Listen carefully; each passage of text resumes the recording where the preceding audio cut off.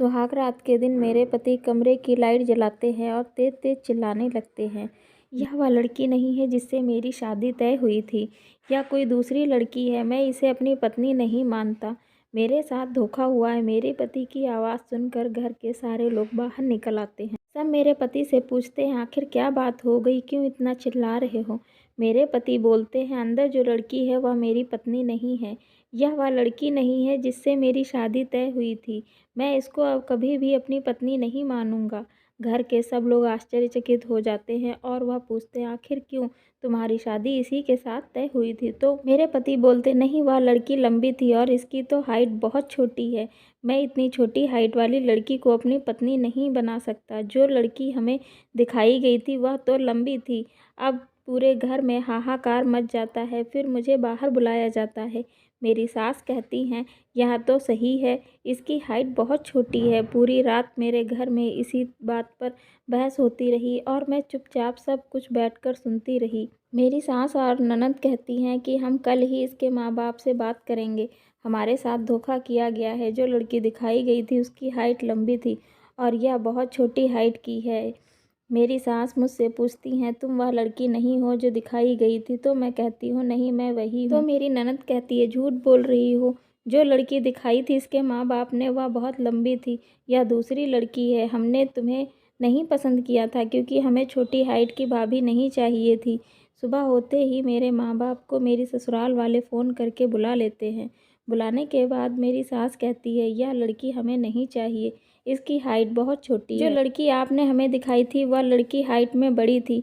तो मेरे माता पिता कहते हैं, मेरे 2 ही लड़कियां हैं और यह मेरी बड़ी लड़की है। इसी का रिश्ता मुझे करना था। हमने आपको यही लड़की दिखाई थी और आपने इसे ही पसंद किया था। तो मेरी सास और ननद बहुत ही ज़्यादा गुस्से में मेरे माता पिता को बोलती हैं, आप लोग झूठ बोल रहे हैं। हम भला अपने लड़के के लिए छोटी हाइट की लड़की क्यों पसंद करते। हमें यह लड़की नहीं चाहिए, आप इसे ले जाओ। मेरे माता पिता बहुत ही ज़्यादा बेबस हो जाते हैं और वह बोलते हैं, आप यह क्या कह रही हैं, इनकी शादी हो चुकी है। अब मैं अगर अपनी बेटी को लेकर जाऊंगा तो दुनिया समाज क्या कहेगी। आपने खुद ही लड़की पसंद की थी, इसमें हमारी कोई गलती नहीं है। मैं कमरे में बैठी हुई यह सारी बातें सुन रही। तभी मेरे पति कमरे में आते हैं तो मैं उनसे कहती हूँ, आप लोगों को ज़रूर कोई गलतफहमी हुई है। मुझे ही दिखाया गया था और आप लोगों ने मुझे ही पसंद किया था। मेरे माता पिता कभी झूठ नहीं बोलते हैं। हम 2 बहनें हैं और दूसरी बहन मेरी, वह बहुत छोटी है, 6ठी क्लास में पढ़ रही है। मेरे माता पिता बेचारे बहुत सीधे हैं, उनको इस तरह से बेइज्जत मत करिए। तो मेरे पति बोलते हैं, तो मैं क्या करूं, मेरी इसमें क्या गलती है भाई। मैं इतनी छोटी हाइट की लड़की के साथ में कैसे बाहर निकलूंगा। मेरे यार दोस्त मुझे क्या कहेंगे। तुम्हारी हाइट 5 फीट से भी कम है और मेरी 6 फीट है। तुम खुद बताओ कितना अजीब महसूस होगा जब हम बाहर निकलेंगे। तो मैं उनसे कहती हूँ, कोई बात नहीं, मैं नहीं बाहर निकला करूँगी आपके साथ, लेकिन इस तरह से मेरे माँ बाप की इज्जत की धज्जियाँ मत उड़ाइए। वह बहुत ही स्वाभिमानी लोग हैं। अगर आप लोग मुझे नहीं अपनाएंगे तो वह यह सदमा बर्दाश्त नहीं कर पाएंगे और रिश्तेदारों में ताने अलग ही सुनने पड़ेंगे। शादीशुदा लड़की घर में बैठ जाए तो दोबारा शादी होने में भी बहुत मुश्किल हो जाती है। प्लीज़ आप यह फ़ैसला मत करिए, मुझे घर वापस मत भेजिए। मैं आपकी लाइफ में कभी कोई इंटरफेयर नहीं करूँगी। आप अपनी ज़िंदगी अपनी मर्ज़ी से जी सकते हैं। बस मुझे इस रिश्ते में बंधे रहने दीजिए। मैं आपका यह एहसान पूरी ज़िंदगी नहीं भूलूँगी।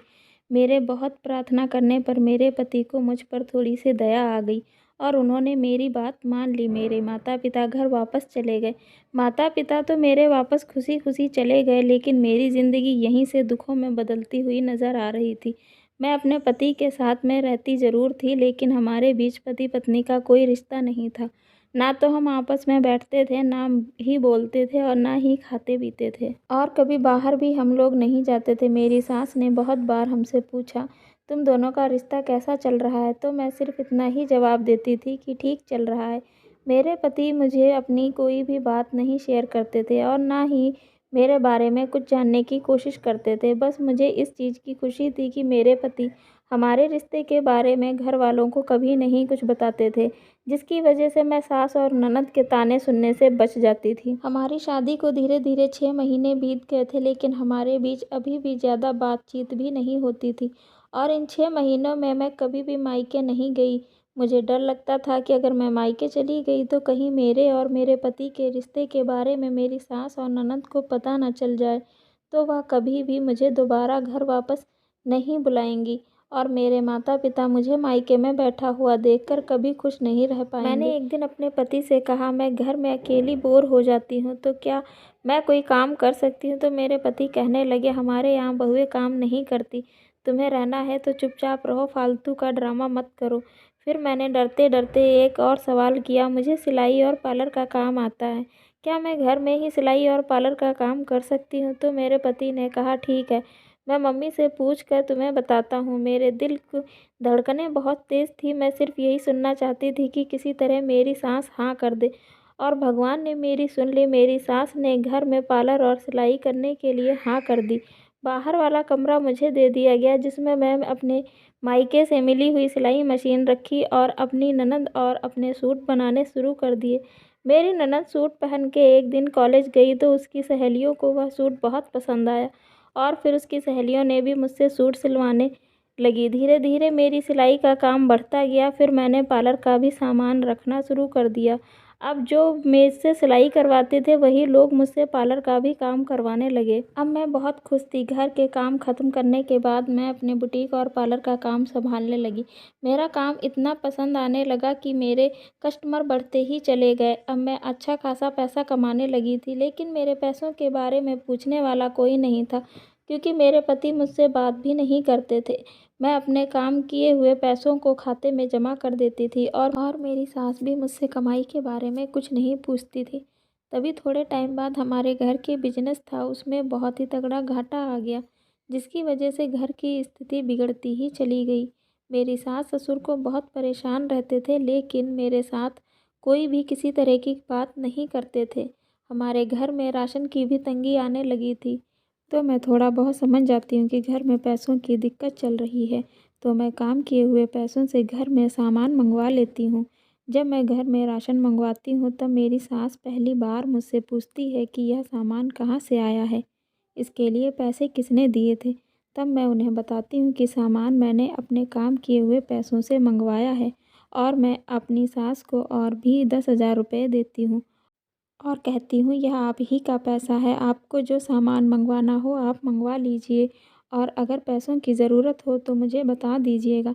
मेरी सास मेरी तरफ बहुत ही आश्चर्यचकित नज़रों से देखती है, लेकिन बोलती कुछ नहीं है और मैं अपने कमरे में चली जाती हूँ। उस मुश्किल की घड़ी में मेरे काम किए हुए पैसों से घर में बहुत सहारा हुआ। अब मेरी सास हर रिश्तेदारी हर जगह मेरी तारीफ़ करती थी। सभी रिश्तेदार मुझे अपने यहाँ शादी ब्याह में बुलाने लगे। अब मेरे पति के सामने भी सब लोग मेरी तारीफ़ करते थे। अब मेरे पति का भी नज़रिया मेरी तरफ बदलने लगा था। मुझे अपनी ज़िंदगी में खुशी की किरण नज़र आने लगी थी।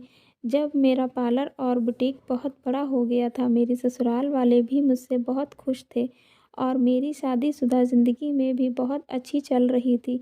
मेरे 2 बेटे हैं। कई बार ज़िंदगी में खुशियाँ देर से आती हैं, लेकिन आती ज़रूर हैं। कहते हैं कुछ भी आसानी से नहीं मिलता है, जो चीज़ चाहिए उसको पाने के लिए संघर्ष करना पड़ता है। जब हम आंखें बंद करके भरोसा करके संघर्ष करते हैं तो उसका फल भी हमें बहुत अच्छा मिलता है।